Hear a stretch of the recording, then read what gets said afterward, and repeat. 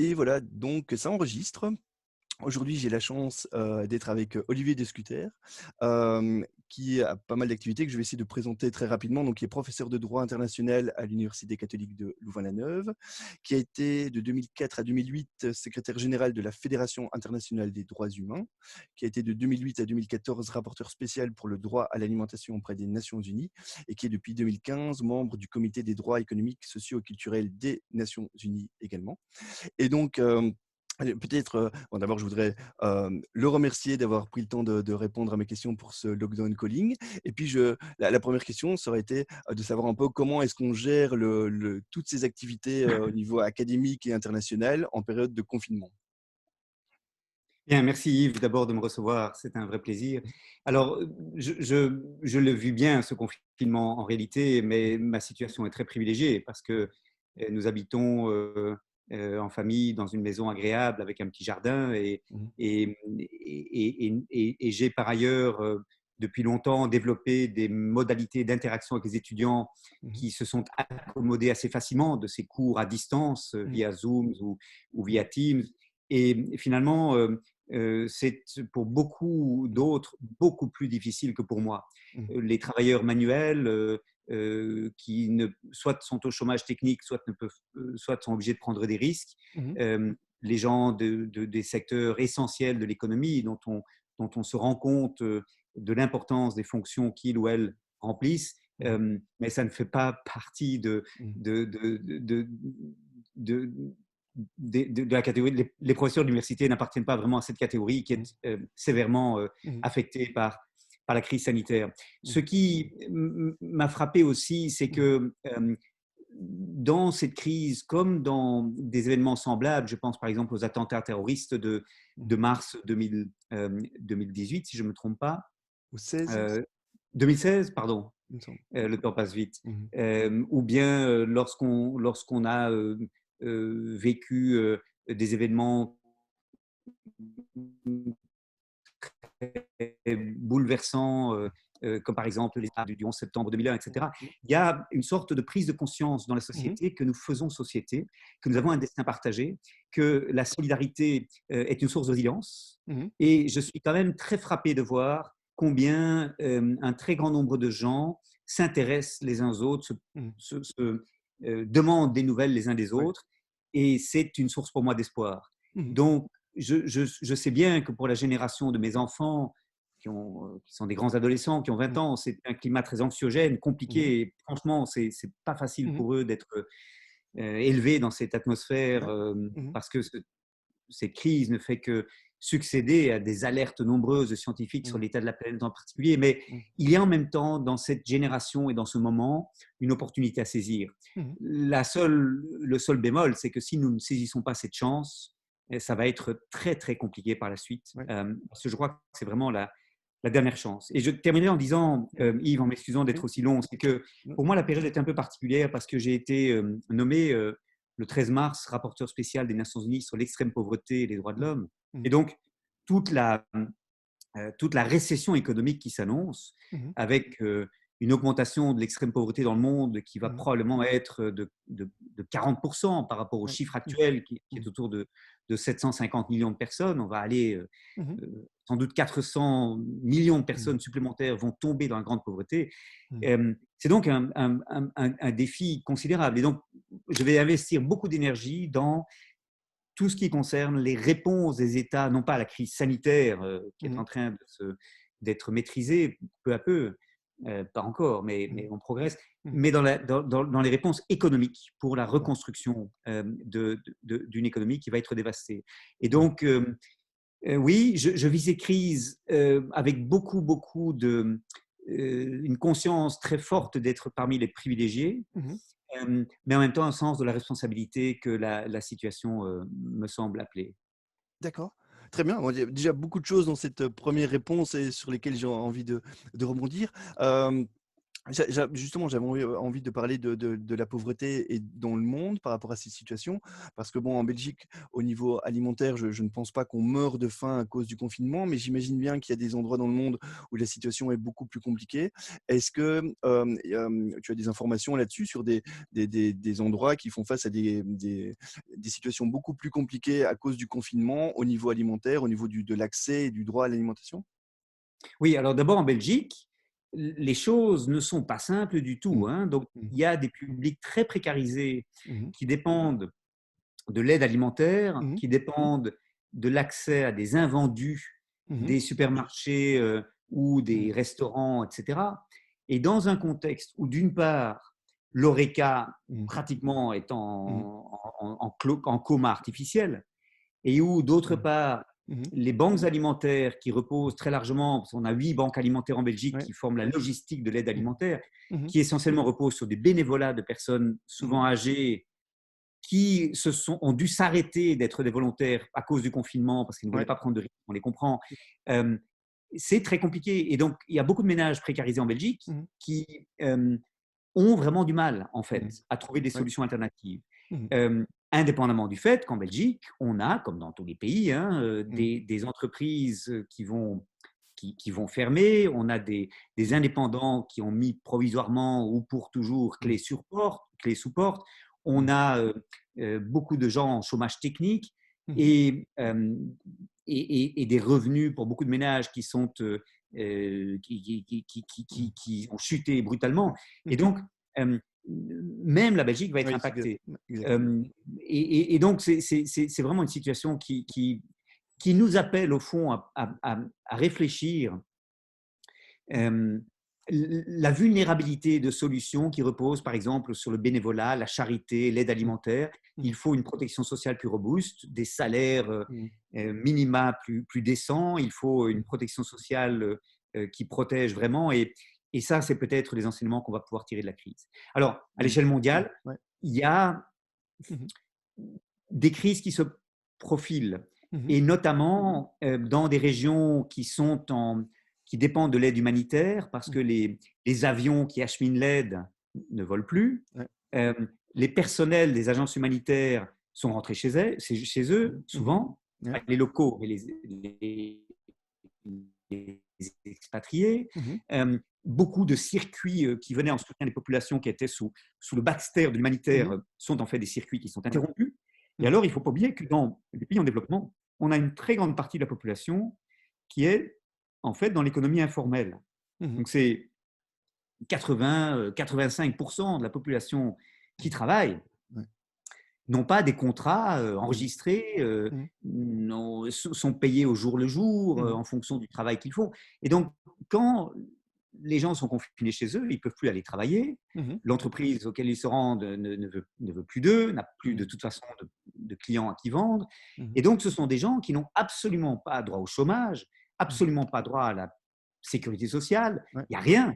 Mmh. Et c'est l'essentiel des travailleurs et travailleuses dans le monde. Mmh. Donc, ça va être effectivement un impact tout à fait majeur sur la pauvreté dans le monde. Mmh. Et pour tous les travailleurs et travailleuses Mmh. qui dépendaient euh, de l'économie informelle, y compris Mmh. dans le secteur Mmh. alimentaire, hein, il y a beaucoup Mmh. de ce qu'on appelle en Inde des street vendors, hein, des Mmh. gens qui Ouais. vendent la Mmh. nourriture dans les petits chariots. Mmh. Ouais. C'est dramatique parce qu'ils ne peuvent plus faire ça. Mmh. Très bien. Et effectivement, hein, quand j'ai été un peu rapide avec ma question en disant qu'on ne mourrait pas de faim. Je connais pas mal de gens qui travaillent dans ces banques alimentaires. Parfois, entre autres, j'en connais au sein de Saint-Vincent-de-Paul qui fait ça, qui reprend les invendus des magasins, effectivement. Et Ouais. c'est assez compliqué pour eux, pour l'instant, d'arriver à aller apporter les colis chez toutes ces personnes qui sont confinées chez elles. Mais alors, il y a aussi un autre aspect qui est peut-être dans un autre milieu social. J'ai aussi l'impression qu'à l'heure actuelle, on n'a jamais vu, toujours au niveau alimentaire, autant de gens recuisiner, faire leur potager, aller chez les producteurs locaux, les maraîchers. Je sais qu'il y a pas mal de maraîchers qui ont été un peu submergés de demandes au début du confinement. Est-ce que la situation actuelle va aussi avoir un impact là-dessus sur notre système alimentaire belge? Est-ce qu'à plus long terme, il va y avoir un impact aussi? Alors, c'est difficile à dire, mais en matière de politique, Mhm. les prédictions n'ont pas beaucoup de sens Mhm. parce que ça dépend de l'action politique et Mhm. nous avons le choix. Ouais. Ce qui me paraît clair, c'est que un système alimentaire qui dépend d'abord très fortement pour nourrir la population des importations. En Belgique, on importe 80% de nos fruits et Mhm. légumes. On importe 2 tiers de nos céréales panifiables. Mhm. Est un système qui est fragile. Mhm. Et ça, on se rend compte de cela. Mhm. Auparavant, on pensait que la division internationale du travail, les longues chaînes d'approvisionnement étaient une source de solidité. Mhm. Pas du tout. En fait, c'est une Mhm. source de fragilité. Et ça, on en a pris conscience. De même, Mhm. qu'est une source de fragilité, le fait qu'on dépend d'une main-d'œuvre saisonnière de migrants qui Mhm. viennent de Roumanie, qui viennent de Bulgarie, qui viennent de Pologne. En Pologne, ils viennent d'Ukraine. Enfin, Mhm. c'est un grand, précisément Mhm. au mois d'avril, mai, c'est un grand mouvement de travailleurs migrants dans l'agriculture Mhm. Mhm. dont dépendent largement les économies agricoles des États européens, par exemple. Ouais. En Mhm. Italie, en Allemagne, aux Pays-Bas, Mhm. en Belgique, surtout en Flandre, on a besoin de beaucoup de travailleurs migrants saisonniers. Mhm. Et maintenant, ceci ne peut plus circuler, on se rend compte que c'est une dépendance considérable. Donc, ce qui est possible, c'est qu'on réalise qu'on est Mhm. fragile et Mhm. qu'on réinvestisse dans les circuits locaux, Mhm. dans les circuits courts, dans l'agriculture locale et vivrière Ouais. Mhm. permettant de moins dépendre des importations, parce que les Mhm. circuits de commercialisation peuvent être rompus à tout Ouais. moment. Mhm. Aujourd'hui, c'est une pandémie, une Mhm. crise sanitaire. Demain, ce sera peut-être une catastrophe naturelle, une crise de l'énergie ou la multiplication de restrictions aux exportations suite à un Mhm. affolement des prix sur les marchés. Mhm. On ne sait pas ce que l'avenir nous réserve, mais la diversité au sein d'un territoire, c'est la source principale de résilience. Et mon Mhm. espoir, c'est que les politiques comprennent enfin cela, qu'on dit depuis 20 ans, quoi. Ouais. Mhm. Mais on a tellement privilégié l'efficience plutôt que la résilience, on a Mhm. tellement privilégié Mhm. la division du travail plutôt que la diversité Ouais. locale, on a tellement cru dans le commerce comme la clé de la solution Mhm. à tous nos problèmes qu'au fond, on a un peu oublié d'autres impératifs. Ouais. Et alors, il y a beaucoup de gens pour l'instant, il y a un débat, disons, animé entre celles et ceux qui pensent que la situation actuelle, disons, pourrait avoir un impact positif sur les luttes pour le climat. D'autres qui pensent que ça n'a rien à voir ou que c'est contre-productif. Est-ce que tu as un avis sur la question? Alors, c'est compliqué. Je Mmh. crois qu'il y a deux choses. D'abord, il y a euh, une prise de conscience Mmh. que on est capable de changer collectivement. Mmh. Et ça, c'est quand même très positif. C'est que nos routines qu'on croyait impossibles à Mmh. transformer Mmh. ont radicalement changé en raison de la crainte qu'inspire ce virus. Mmh. Et on s'est rendu compte aussi que les gens étaient capables de solidarité les uns avec les autres. Mmh. Très honnêtement, si les gens respectent des règles Mmh. de distanciation sociale et ont ce qu'on appelle les bons gestes, c'est Ouais. pas parce qu'il y a un risque d'amende c'est parce qu'ils ne veulent pas mettre en danger leurs voisins, leurs proches. Ouais. Donc ça, c'est quand même très Mmh. positif et c'est vrai que ça peut donner de l'espoir parce que beaucoup euh, de comment dire, d'obstacles à la transition Mmh. écologique pour faire Mmh. face à ce défi du changement climatique et de la réduction de Mmh. la biodiversité passent par des changements de comportement Ouais. qu'on a toujours pensé impossible à réaliser. Mmh. Puis en fait, voilà, en l'espace de quelques semaines, on arrive à Ouais. changer complètement les Mmh. comportements. Ça, c'est Ouais. très bien. La difficulté, cependant, est double. La première, c'est que on a ici une crise sanitaire dont Mmh. on sait qu'elle va se terminer. On ne sait Mmh. pas quand, Ouais. on ne sait pas si ce sera le décembre 2020 ou le Mmh. printemps 2021, mais on sait que ce sera à un moment donné sous contrôle Mmh. et qu'on pourra revenir à la vie. Et donc Ouais. les gens acceptent des sacrifices, Mmh. des renoncements, des changements radicaux parce que c'est une crise provisoire. Le changement climatique, c'est pas une crise provisoire. Mmh. On peut pas, ça ne servirait pas à grand chose pour le climat de s'arrêter 3 mois, de Ouais. mettre en coma l'économie et puis de Mmh. repartir comme avant. Donc, pour les gens, Mmh. c'est très difficile d'accepter le même type de sacrifice, évidemment. Mmh. Ouais. En plus, j'entends des politiques qui, oubliant qu'on est dans un moment où l'union nationale devrait prévaloir, disent voyez bien, les gens qui sont contre la décroissance, ils veulent en fait une société confinée. Et donc, on voit déjà cette crise être une sorte de de spectre qu'on va Mmh. utiliser pour faire peur aux Ouais. gens face aux défis de la transition écologique. Mmh. Et puis, autre difficulté, Mmh. c'est que la priorité dans l'après-crise va être de relancer l'économie et regagner les points de PIB perdus, redonner aux entreprises des opportunités. Et je suis très frappé de voir, pour ma part, que les programmes d'aide aux entreprises Mmh. ne sont absolument pas subordonnés à des engagements en faveur de la transition écologique. Mmh. Et qu'au fond, on est en train de rater ce rendez-vous avec la transition écologique Mmh. que l'histoire pourtant nous fixe. Ouais. On Mmh. n'arrive pas à réfléchir Mmh. comment combiner les réactions de court terme à la crise Ouais. et les réactions de long terme ou la vision de Mmh. long terme dont on a besoin pour opérer la transition écologique. Ça, c'est vraiment une source de déception. Ouais. OK. Et alors, tu es administrateur, si je ne me trompe pas, du réseau Transition .be, dont j'ai interviewé un des animateurs au tout début, qui était François-Olivier Deveau.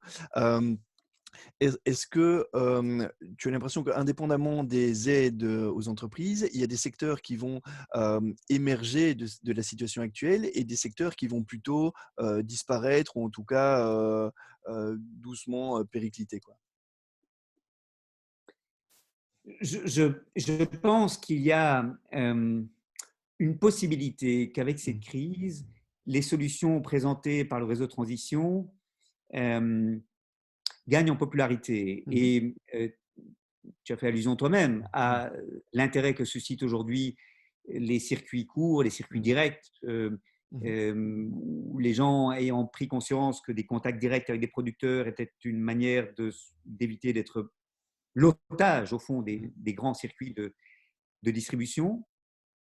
Euh, mais je ne pense pas, et je ne crois pas que dans le réseau de transition, on ait un avis différent, que Mmh. sans un soutien plus fort des gouvernements, Mmh. ces initiatives de transition vont Mmh. pouvoir se développer à grande échelle. D'accord. Mmh. Donc, moi, j'ai toujours été partisan d'un dialogue avec la politique. Mmh. Je crois que ces initiatives sont très importantes à développer d'abord dans des niches d'innovation à l'abri du Mmh. politique, Mmh. comme d'ailleurs des acteurs de l'économie marchande, Ouais. mais qu'à un moment donné, il faut lever les obstacles réglementaires, il faut que l'environnement réglementaire et, et financier Mmh. soit aménagé pour que ces niches d'innovation puissent se développer dans tout leur Mmh. potentiel. Les alliances doivent être faites avec les politiques, mais aussi avec des entrepreneurs.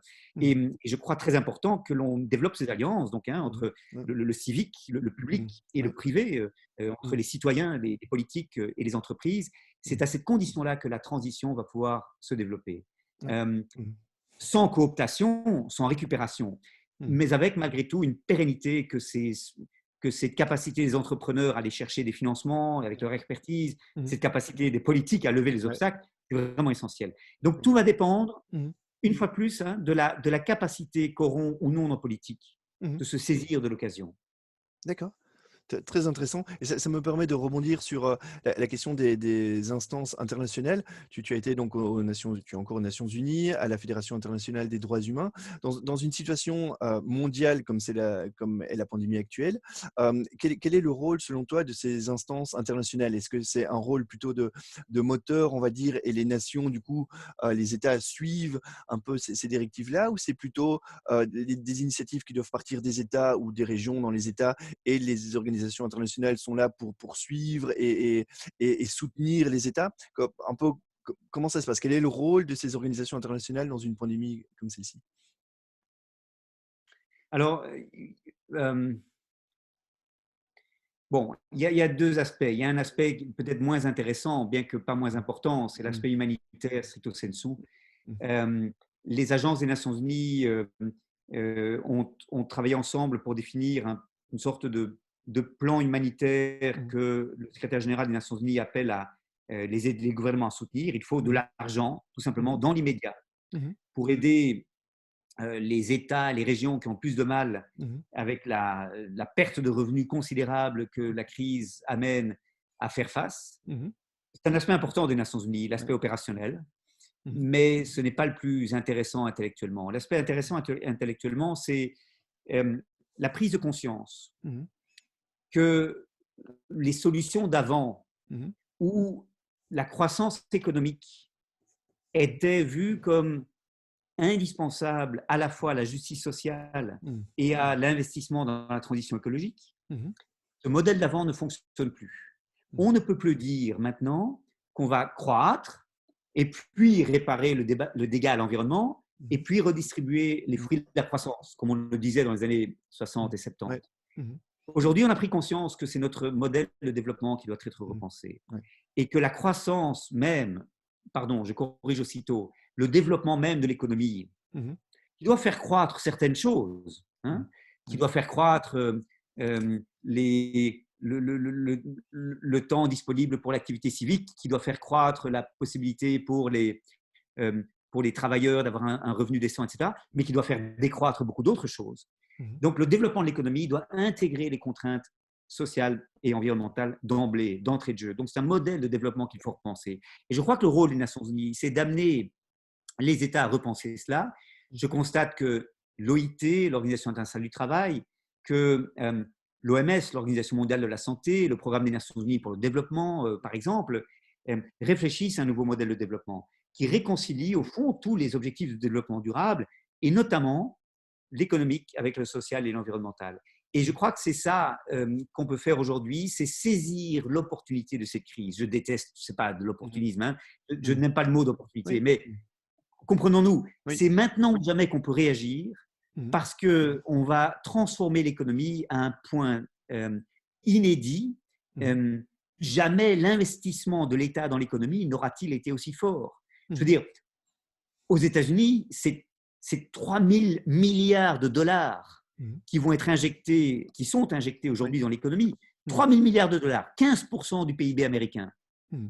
En Allemagne, 31%, 31% du PIB allemand Mmh. est en train d'être injecté dans l'économie pour faire face à la crise. Mmh. Au Royaume-Uni, 20% du PIB. Je veux dire par là que les gouvernements sont en train de changer radicalement l'économie. Mais que Mmh. font-ils? Ils ne changent rien. Ils reviennent au Mmh. monde d'avant, alors Mmh. qu'ils pourraient tout changer en Ouais. investissant là où on peut réussir ce pari d'un développement intégré. Mmh. Eh bien, très bien. Moi, je pense que c'est une très, très bonne conclusion, qui laisse plein de pistes, et de l'espoir aussi, en fait, par rapport à la situation actuelle. Donc, Olivier, un tout grand merci d'avoir pris le temps de répondre à mes questions. Moi, j'ai eu toutes les réponses que je voulais avoir et c'était vraiment très, très intéressant. Je pense que tout le monde va trouver ça très, très intéressant. Donc voilà, je ne sais pas si tu voulais rajouter un mot encore, Avec plaisir. Mmh. Non, merci de Mmh. m'avoir interviewé Mmh. et j'espère que nous serons au rendez-vous de ce moment et qu'on apprendra de cette crise. J'espère qu'il ne Mmh. s'agira pas d'une crise perdue. OK. Merci beaucoup. Eh bien, un tout grand merci. Je vais stopper l'enregistrement et puis on peut se dire au revoir après, hors antenne, comme on dirait. Voilà, je remercie aussi toutes celles et ceux qui ont suivi ce lockdown calling. Et voilà, un tout grand merci. Peut-être, est-ce que tu as si des gens veulent en savoir plus sur tes travaux, est-ce qu'il y a peut-être un site internet ou des articles où je les mets moi-même en dessous? Comment? Il n'y a pas de site qui centralise tout. Je vais entamer dans quelques jours, le Mmh. 1er mai, une nouvelle aventure, une mission Mmh. sur l'extrême pauvreté pour les Nations Unies. Et le site SR Poverty pour Special Rapporteur Mmh. Poverty.org, srpoverty.org va reprendre mes travaux et je vous y donne rendez-vous. Très bien. Eh bien, un tout grand merci et merci à toutes celles et ceux qui ont suivi.